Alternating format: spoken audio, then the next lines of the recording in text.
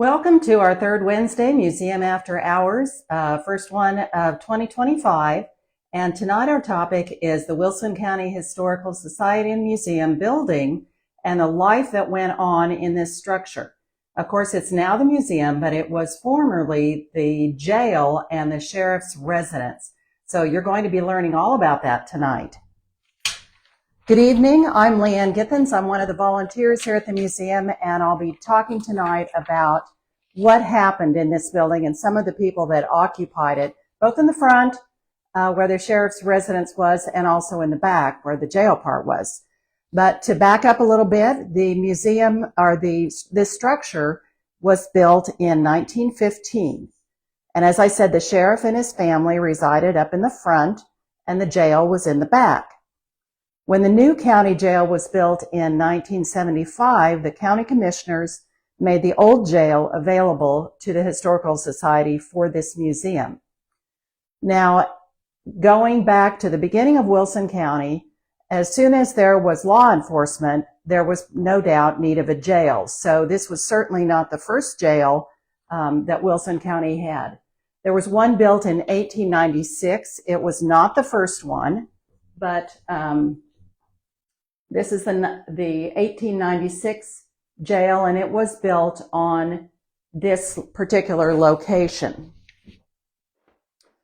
Just prior to that, I saw that in a newspaper account, just prior to that, inmates from here were taken to Independence. So there had been a jail here prior to that, and then there was a fire and that jail burned, and it took a while for county commissioners and the voters to approve that new jail for 1896. But this particular one was built in 1915. And we have an architect's drawing of this structure to be located on the town square at a cost of $20,000. There was an excellent description of the structure in the Wilson County Citizen in December 10, 1915 issue, and so I'll share a little bit of that with you. The building has a concrete and brick foundation faced with ranged stone above grade line. The superstructure is brick, and the walls are faced with rug brick laid in buff-colored mortar with wide rough-cut joints. The front portion of the building is the sheriff's residence, and on the first floor is a reception hall, living room, dining room, sewing room, and kitchen. On the second floor are 3 bedrooms and a bath. Each bedroom has a large closet, and in the third story is a large storage attic. The entire first floor is finished in plain red oak with polished oak floors, and the second story finished in yellow pine. In the basement is the steam heating hot water heater and large storage plant for hot water. The rear portion of the building is the jail and is connected to the sheriff's residence by an intermediate portion in which is located the sheriff's office. The entrance to the jail is from the north on the south side of the building. There are 2 cell rooms on each floor divided by a brick wall. Each cell room contains 2 double cells, 1 bath cell, and a prisoner's corridor. The fronts of the cell open into a prisoner's corridor which is 5 feet wide and 12 feet long. The prisoners are given access to this corridor during the daytime. In the rear of the cells is an open grating 5 feet wide from floor to ceiling. This grating consists of 1 1/4 inch steel bars spaced 4 inches on centers and arranged so that it admits air and light in the cells. Each of the double cells is equipped with 4 steel bunks, which are hinged so they may be raised up in the daytime. The bath cell contains the shower baths and toilets. Between the cells and the outside walls is a 4-foot jailer's corridor. The cell doors are of grating and work on the sliding principle. The device for operating these doors is outside the cells in the jailer's corridor and is so arranged that each of the doors may be opened or closed separately or all of them opened at once. The cell doors cannot be opened or closed excepting by this device. The box containing the operating levers is locked with a key and also is a combination lock. The material of which the cells are constructed is known as tool-proof steel. It consists of 5 layers, 3 of soft iron, and 2 of hardened steel. The floors, sides, and tops of the cell are made of, quote, foolproof steel plates and the grating of foolproof bars. There is not a basement under the jail portion, but the cells are erected on concrete foundations with a 4-inch slab of concrete under the entire cell block. On the top of the steel floors in both stories is a layer of concrete, 4 inches thick. The windows have metal frames and sash glazed with wire glass. There is no wood used in the construction of the jail, so that the building is absolutely fireproof. The plans and specifications for the building were prepared by G.P. Washburn and Son of Ottawa. And again, this was from the Wilson County Citizen in 1915.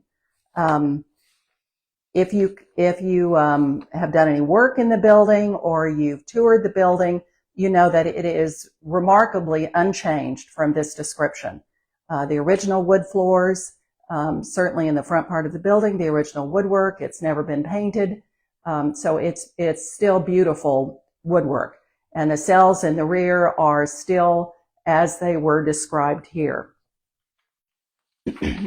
Now, this structure was home to sheriffs, actually 14 sheriffs and their families. Excuse me. The first sheriff living here was Simon Coates, and he was sheriff from 1915 to 1918.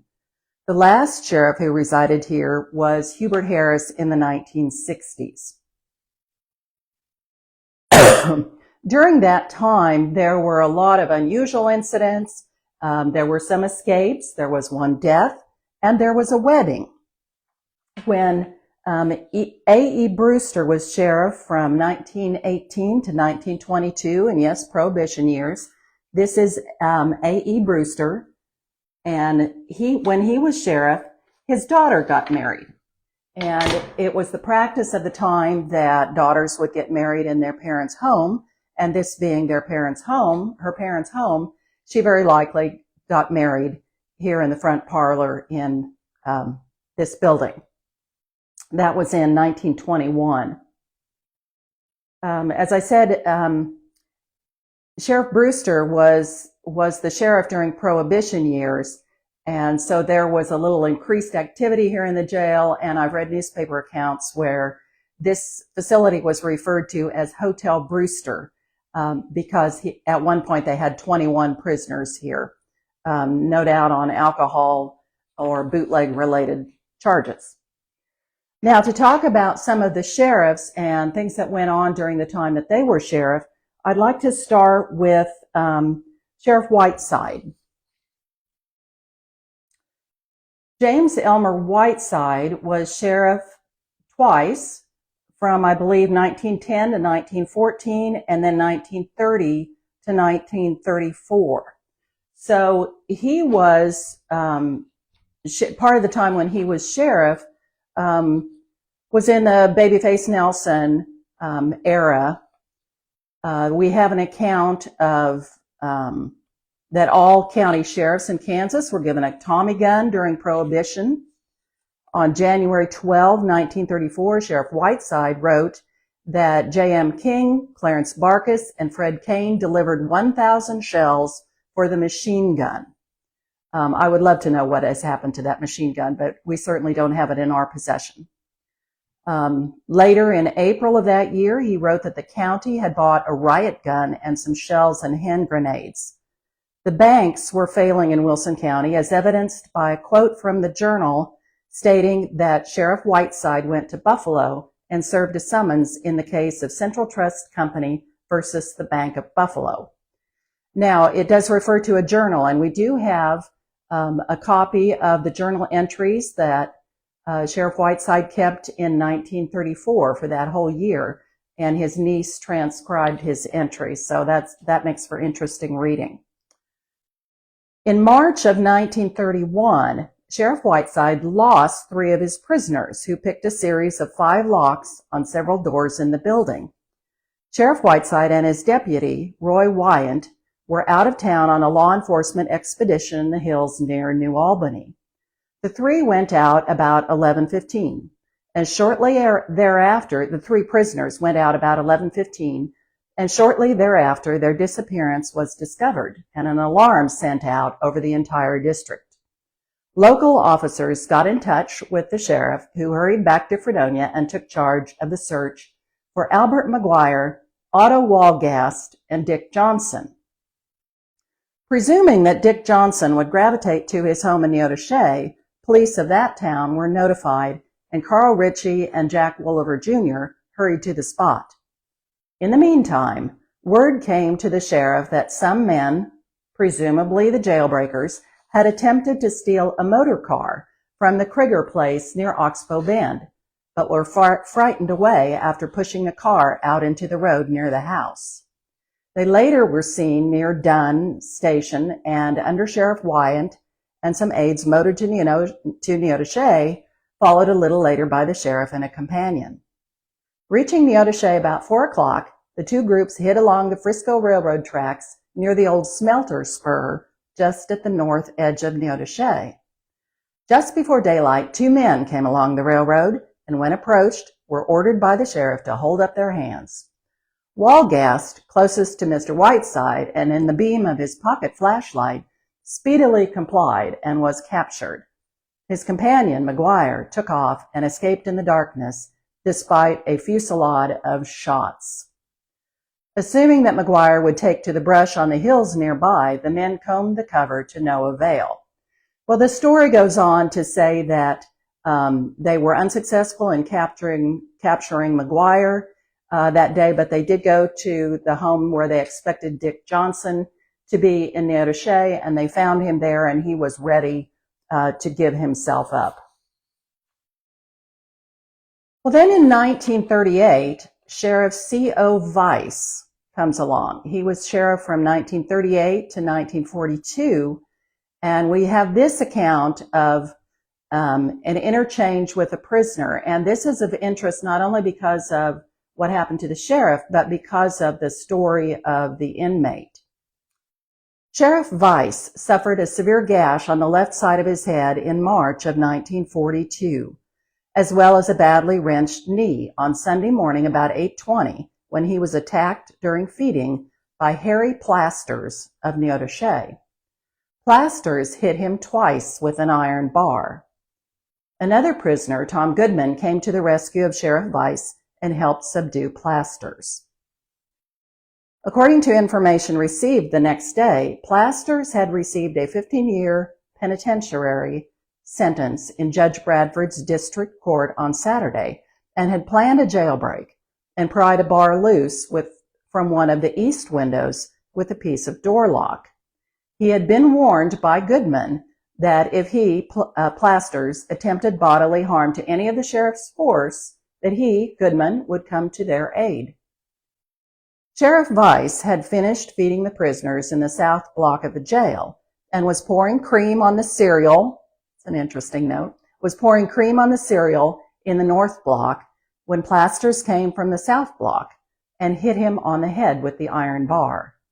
Mr. Weiss grabbed at Plasters and the two went down with Plasters on top. It was then that Goodman came to the aid of the sheriff and finally succeeded in striking a blow that knocked Plasters out. None of the other prisoners interfered in the fight. Under Sheriff Bill Hayes was called and put Plasters in solitary confinement in the upper part of the jail. A physician was called to care for Mr. Weiss's wounds, which included a gash a half-inch deep in the left side of the head and a puncture on the top of his head. It was thought at first that his knee was fractured. There were 12 inmates in the jail Sunday, 7 in the south block, 3 in the north block, and 2 upstairs. Tom Goodman was serving a 30-day jail sentence.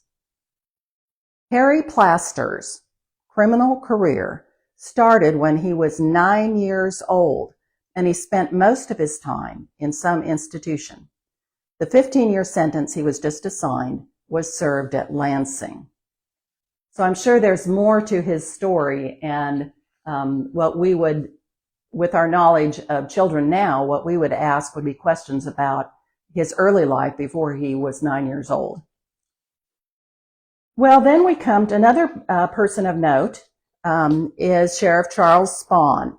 He was elected sheriff in 1952 and served for 4 years. Here's an interesting note. While he was living in the house, the Baptist church held services in the jail entry room for the inmates who set up chairs, etc.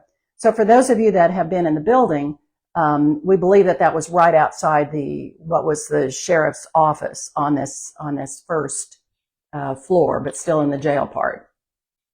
So the Spahn family attended the services along with grandchildren who were visiting, and there are still some that will remember those services. So take a look at this delightful picture. This is a picture of some of Charlie Spahn's grandchildren, Steve and Richard Spahn, and let's see, Susan Hollis. Stephen Hollis, Richard Spahn, and Susan Hollis. And the account that I'd like to share with you now has been shared by Susan. My grandfather, Charlie Spahn, was the Wilson County Sheriff when I was a little girl. It was an era when Roy Rogers and Dale Evans were galloping across the screen at the Saturday matinee in the Kansan Theater, and we children were filled up with dreams of Western heroes. My brother Steve, my cousin Richard Spahn, and I, dressed in our Western fringed shirts and cowboy boots, passed the hours pretending to be Roy and Dale and friends, shooting up the bad guys with our play six-shooters. Having a grandfather as sheriff fed our active imaginations. And once in a while, when Grandpa Charlie was driving on a country road with us beside him in the car, he would sound the siren. On summer days, Richard and I liked to go into the exercise yard behind the jail to play. And when our parents and grandfather weren't looking, we'd throw small rocks at the window screens of the cells. The prisoners would come to the window and growl at us to leave them alone, sending us running inside, high on an adrenaline rush from our adventure. My grandma Lenora Spahn, cooked for the prisoners, and I always thought that we were lucky because our meals seemed much better than those served to the prisoners. One holiday season, a large family, a woman and 8 children, came to visit one of the prisoners. She brought some homemade food for the prisoner, and I was fascinated to see so many children gathered around. I pushed into the middle of the crowd of children to see if I knew any of them, and we all went into the visiting area of the jail together. Apparently, my grandfather hadn't seen that I joined the group because he locked me inside with all of them. When I realized that I was locked inside the jail, one step closer to the prisoners whom I occasionally tormented by throwing stones, I was terrified. I stood at the door, each hand on a bar, screaming and crying for someone to let me out. It seemed like an eternity, but was probably only a few minutes before my parents and grandparents missed me, and Grandpa Charlie came with his ring of keys to be let out of the jail. After that experience, as I recall, I learned to be kinder to the prisoners and didn't throw any more rocks at their window screens. Thank you, Susan, for that account and for sharing your memories. The next one that I'd like to share, next sheriff I'd like to share a little bit about was Bill Cunningham, and he served from 1956 to 1960. This account, I think, was shared by one of his daughters, Carol. Members of the Bill Cunningham family moved into the house in 1956 when Bill was elected sheriff. Members living in the house included the mother, Crystal, boys Dwayne and Keith, and the girls, Barbara and Carol. Sister Shirley was gone from home by that time. Carol was married while the family lived in the house, but thought living here was a dream come true. And the movie theater was just 2 doors away, plus the swimming pool was nearly in the backyard. Carol commented that it always seemed like something was going on, never a dull moment living here. Bill was very devoted to his job and got calls that he went on at all times of day or night. It was just him and Under Sheriff Ron Klingenberg, who lived in Neodesha. He took the calls in the southern part of the county, and Sheriff Cunningham covered the northern part. Crystal was not employed by the county, but should have been, because besides taking care of 4 children, she cooked the meals for the prisoners. At night and on weekends, when the office was closed, she was radio dispatcher. She even took in the little kids of one of the prisoners for a year. Carol thought a lot of the people in the area didn't seem to know that this was a residence. They thought of it as the sheriff's office and a public place. One homecoming, she and her father were sitting in the living room watching the World Series when the front door opened and a guy walked in, said hi, and sat down and began watching the game with them. She doesn't remember him making any comments during the game, and when it was over, he got up and walked out. She asked her dad who his friend was, and he said he didn't know him, but thought she did. Another evening, the family was all seated at the dining room table eating supper when the front door flew open. A man came in and asked, "Where is the bathroom?" They pointed upstairs and he went up. In a few minutes, he came back down and out the front door. They didn't know him either. Carol never let her dad forget an incident involving the padded cell that was on the second floor of the jail. He was showing a girlfriend of hers and herself around the jail. She and Carol went into the cell that was padded on all 4 walls with no windows. Really creepy. And as a joke, he shut and locked the door, planning, he said, to only leave them there for a few minutes. 2 or 3 hours later, anyway, it seemed that long, her mom asked her where Carol was. He came racing back up the stairs and let them out. By that time, he almost had 2 teenage girls who needed to be locked up. Remember her telling of his devotion to his job? He had gotten a call and forgot they were locked inside. Later, they laughed about it. One of the town's habitual drinkers kept his toothbrush, toothpaste, and some other personal items in a little brown sack, and when he went on a bender, would come knocking on the sheriff's door saying, "I think I need to spend the night with you, Bill." Another of the hard luck guys often was locked up for stealing, and when he was, he asked for the privilege of a phone call to his mother, asking her to bring him his Bible.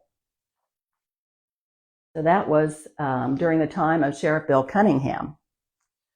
And then many of you will recognize this face, Sheriff Hubert Harris. And we see here, note the details of the inside of the jail, and it looks much the same now. Well, Hubert Harris was working for the Fredonia City Police Force in September of 1963 when Klingenberg was appointed to the KBI, and he served out that term and was elected on his own right in 1964, serving until 67 when he resigned the office to become chief of police for Fredonia, and then he returned to office in 1968. So, one of the things I think is worth noting is the role of the sheriff's wife. And here we are fortunate to have an account written by Madge Harris. Well, it was from an interview that Joanne Richardson had done with Madge Harris some years ago. Hubert Harris was appointed sheriff in 63, as I said. As the sheriff's wife, Madge Harris prepared breakfast and supper for the inmates. Men were allowed to, quote, sleep in, so they had a late breakfast because no lunch was served.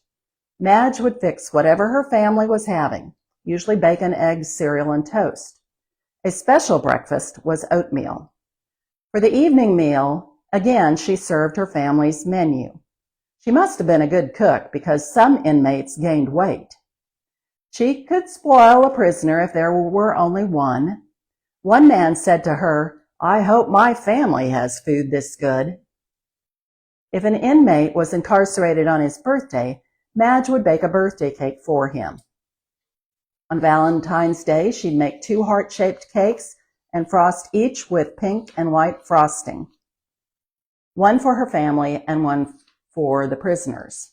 Her motto was, "A well-fed prisoner makes a happy prisoner." Once 3 illegal immigrants were brought in.